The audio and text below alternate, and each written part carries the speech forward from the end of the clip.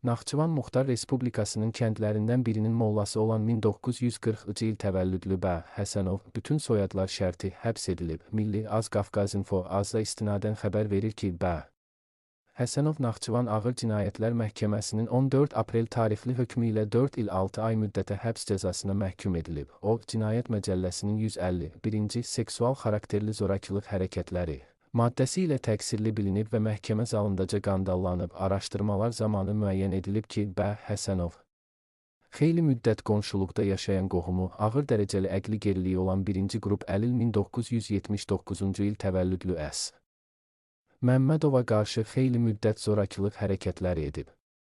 Fakt üzə çıxdıqdan sonra cinayət işi açılıb. Cinayət işi üzrə keçirilən məhkəmə prosesində Bə Həsənov törətdiyi əməlin yaşına uyğun olmadığını deyərək üzr istəyib və bağışlanmasını xahiş edib. Qeyd edək ki, bu ilin yanvarında da Naxçıvanda oxşar əməlləri törədən digər mollaya da hökm oxunmuşdu.